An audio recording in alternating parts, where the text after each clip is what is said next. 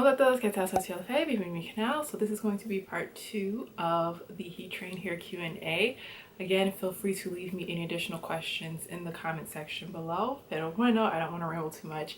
If you guys haven't seen my last video, make sure you check out that one. And then I'll also have the links for the little bags that I'm making. I mentioned that in the first video with all the details. So if you're curious to know about my new little bag project, feel free to check out part 1. Pero bueno, vamos a decir. So the first question is, what advice would you offer those of us whose roots puff up or sweat out? So my sister actually struggles with this and we're trying to still figure it out for her. The only thing that I know that kind of helps is dry shampoo. So I actually have a video of me trying dry shampoo before I worked out, and that helps to soak up a lot of the oils and the sweat that my hair was generating while I was working out. But something else that I've learned is that deep conditioning actually helps a lot with maintaining or minimizing frizz, because your hair at the end of the day, when it's frizzing up, it's because it's trying to grab moisture from the air. And if your hair is greatly deep conditioned, especially with it being penetrated with heat to help deep condition it, it's not going to frizz up as bad as if your hair wasn't deep conditioned at all. Something else to note is that your hair at the roots is like the newest hair.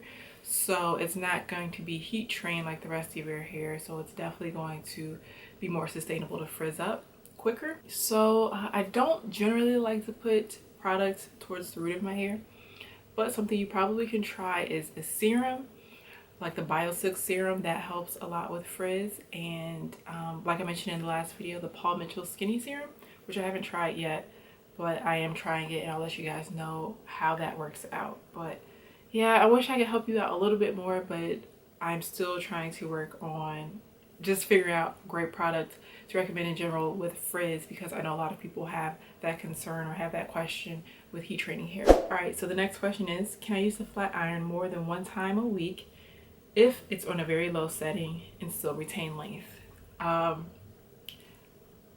No. And this is me speaking from actual experience. No matter how high or low your setting is on your flat iron, you do not want to touch it more than once a week. So no more than once a week. Even if you're using on the lowest possible setting, it's still putting direct heat on your hair, and you do not want to do that. The next question is, how do you know when your hair is heat trained? My crown will not cooperate. So I would say for me, I know my hair is heat trained when the curl pattern has relaxed a bit. It's a lot easier for me to detangle the hair. And then even when I straighten my hair, the results are very silky and shiny and flowy, because my hair has gotten used to being in that state. Now, with you saying your crown will not cooperate, actually the back of my hair, even though I've been heat trained pretty much all my life, the back of my hair still gets really curly, and I don't feel like it's heat trained like the rest of my hair. And it's actually just one section. I want to say it's this section of my hair that is just, it's like I'm not heat training for anything. So I wish I had some better advice to tell you like why your crown is not cooperating. But the next question is, does heat loosen the curl pattern? So it depends. If you use it often, it definitely will, but if it's something that you use here and there, and it's not really going to do too much to your curl pattern. The next question is, are you able to prevent your press from getting stiff after 1 week, or is it inevitable? Can you keep that flow, that whip action? How? So yes, the biggest thing you must make sure that you're doing after you straighten your hair is to wrap it. People don't think that makes a difference. I used to think it didn't make a difference, but it actually helps with maintaining the longevity that you can keep that whip action and that flow going. And then using dry shampoo. That dry shampoo is going to be a huge lifesaver in helping you to maintain your hair for way longer than a week. So I know some people don't really believe in dry shampoo or just think it's for one ethnicity, but dry shampoo does wonders. And when you add dry shampoo, it really helps for your hair to look like you just redid it, even though it took you all of 2 seconds to just spray some of the dry shampoo in your hair and brush it out. But something to note while you are using dry shampoo, because I actually tried dry shampoo and I'll have that video linked up here, is to just make sure that you're getting it mostly on your roots. Don't start spraying your ends, because I did that at first and it's gonna super dry out your ends, which you don't want it to do. You really just want it to help to soak up the oils that's in the root. And as you're brushing the dry shampoo in your hair, it's just going to help to soak in some of those little extra oils that are in the rest of your hair. All right, so this is going to be the last question I answer in this video, but I'm going to do a part 3, and that'll be the conclusion to the Heat Train Hair Q&A. And this is actually a two-part question. So the first part says, do you think texture relaxers are a good way to transition to heat train hair?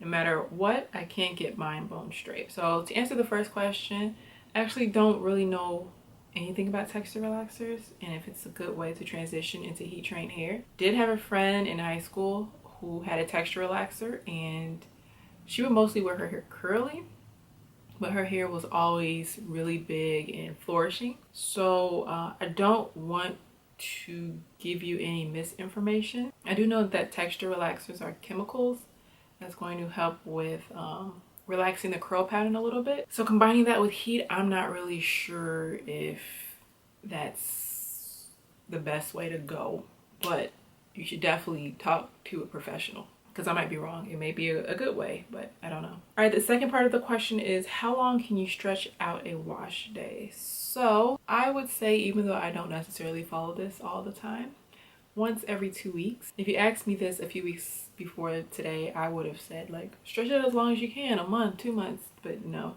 I've learned the importance of keeping your scalp clean and helping to generate and promote healthy hair growth. So I would say once every 2 weeks is pretty good, unless you have a protective style in and you just find it difficult to wash your hair that often. Once every 2 weeks, I think it's pretty solid. All right, hope you guys enjoyed the video. Let me know if you have any additional questions down below, or if you want to help me expound on any of the points that I've made. Y bueno, hasta el video próximo.